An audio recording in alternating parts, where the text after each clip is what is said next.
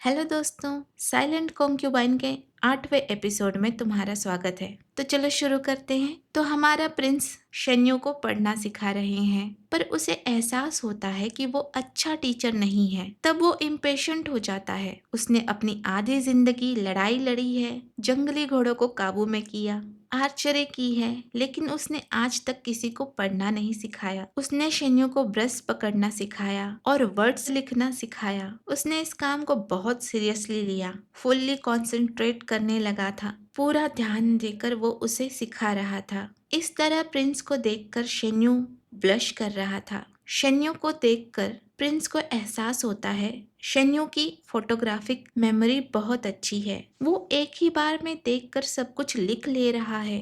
Prince कहता है, तुम तो जीनियस हो यू। शेन्यू सोचने लगता है कि क्या इन्होंने मुझे यू कहकर बुलाया। माँ देखो, कोई तो ऐसा है जो मुझे स्लेव या म्यूट कहकर नहीं बुला रहा। उन्होंने मुझे यू कहा। शेन्यू की आंखें भर आती है। ये देखकर प्रिंस उसे अपनी गोद में बिठा लेता है और कहता है, तुम फिर से रो रहे हो। इन आंसुओं से तुम लोगों का हमेशा ध्यान खींच लेते हो। क्या तुम्हें अच्छा लगता है जब मैं तुम्हें यू कहकर बुलाता हूँ? शेन्यू अपना सिर हाँ में हिलाकर जवाब देता है। एक्चुअली शेन्यू उसका असली नाम नहीं है। उसके माता पिता उसे हमेशा गुड बॉय कहकर बुलाते थे। उन्होंने उसे कभी प्रॉपर नेम नहीं दिया। दूसरे और बाहर के लोग उसे लिटिल म्यूट कहकर बुलाते थे, तो उसे लगा कि यही मेरा नाम है। तब प्रिंस कहता है कि अब से मैं तुम्हें यू कहकर बुलाऊंगा। क्या तुम्हें पता है कि इसे कैसे लिखते हैं? प्रिंस शेन्यू को सिखाता है कि उसे अपना नाम कैसे लिखना है। नाम लिखा हुआ देखकर शेन्यू सोचता है, ये मेरा नाम है। हालांकि ये उसका असली नाम नहीं है, पर अब उसने इस नाम को अपना बना लिया है। हैंड जेस्चर करके शेन्यू प्रिंस से पूछता है कि आपका नाम कैसे लिखते हैं। प्रिंस शेन्यू का हैंड जेस्चर समझ नहीं पाता। फिर शेन्यू प्रिंस के चेस्ट पर उंगली रखता है। तब जाकर प्रिंस को समझ आता है और फिर वो पेपर पर अपना नाम लिखता है,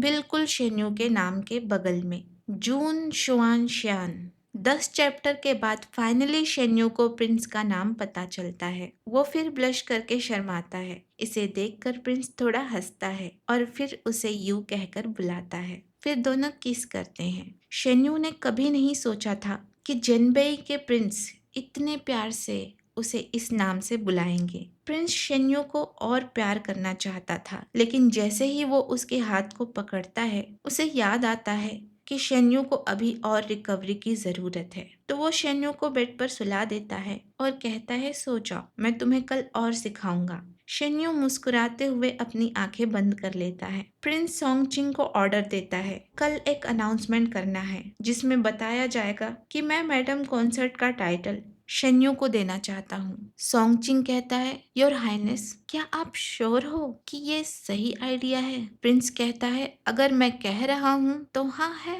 और दूसरा लेटर कैपिटल के लिए लिखो। एम्परर से कहो कि उन्हें हाई रैंकिंग पोजीशन किसी को देना है। सोंगचिंग सोचता है, लगता है प्रिंस सीरियस है। प्रिंसेस डायरो के साथ अरेंज मैरिज के बाद प्रिंस ने किसी कॉन्क्यूबाइन को प्रमोट नहीं किया। इस टाइटल के मिल जाने के बाद शेन्यू को परेशान करने की किसी की हिम्मत नहीं होगी। सोंगचिंग प्रिंस से पूछता है, योर हाइनेस, इस ऑफिशियल टाइटल का नाम क्या होगा? 1 मिनट रुक कर थोड़ा गहराई से सोचने के बाद प्रिंस कहता है, यिन यिन कॉन्सर्ट, जिसका मतलब होता है छुपाना। इसका ये मतलब है कि शेन्यू को कोई मुझसे छीन ना पाए, वो सिर्फ मेरा है। जाओ प्रिंसेस कॉन्सर्ट को बता दो कि शेन्यू की ये सेरेमनी 7 दिन के बाद की जाएगी। सोंगचिंग कहता है, योर हाइनेस, क्या प्रिंसेस कॉन्सर्ट के हाथों मिस शेन को ये टाइटल प्रदान करना सही रहेगा? प्रिंसेस कॉन्सर्ट उस दिन के सदमे के बाद से बीमार हैं। उन्होंने आपसे मिलने की गुजारिश की है। प्रिंस कहता है, वो अपना ध्यान खुद रख लेगी। अगर वो बाहर आकर कोई समस्या न खड़ी करे तो उसके लिए सब ठीक ही रहेगा। प्रिंस के अंदर प्रिंसेस डायरो के लिए कोई सिंपैथी नहीं है। शेन्यू अपने कमरे में बैठा है। वो अपने कपड़े के अंदर वाली जेब से कुछ निकालता है। एक सफेद सा छोटा सा क्यूब है जिसमें रेड कलर का एक बीज है। बसंत के मौसम में साउथ में पेड़ों पर ये रेड बिन उगते हैं। एक मुट्ठी भर लेना ये अच्छी यादों को याद करने के लिए है। ये एक गाने के शब्द हैं जो शेन्यो की माँ उसे बचपन में सुनाती थी, जो उनके होम टाउन से है। कहते हैं कि उनके होम टाउन के लोग रेड बीन्स को अच्छी तरह उगाना जानते हैं। उनके यहाँ एक रिवाज है, जब लड़के लड़कियाँ 18 साल के हो जाते हैं तब वो सबसे बड़ा और सबसे गहरे लाल रंग का बीन चुनते हैं और उसे क्यूब में रखकर ज्वेलरी बनाते हैं। जब वो अपने लव वन से मिलते हैं तब वो उस बीच पर अपने लव वन का नाम कार्व करके उसे देते हैं। भले ही मैं स्लेव या सर्वेंट हूँ, माँ फिर भी उम्मीद करती है कि मैं अपनी खुशियाँ ढूंढ लूंगा। जिस दिन शेन्यू ने मैजिस्ट्रेट का घर छोड़ा था, उसी दिन शेन्यू की माँ ने उसे ये रेड बिन वाला क्यूब दिया था और कहा था, मेरे प्यारे बेटे, अगर तुम प्रिंस के महल से जिंदा निकलने में लकी रहे और जब कभी तुम्हें तुम्हारी जिंदगी का भरोसेमंद इंसान मिले तब तुम इस पर उसका नाम कार्व करना और फिर दोनों अपनी जिंदगी हमेशा खुशी से बिताना। तो दोस्तों, आज की कहानी बस यही तक। कहानी अच्छी लगे तो लाइक करना और नए हो तो सब्सक्राइब करो। मिलते हैं अगले वीडियो में, तब तक के लिए बाय बाय।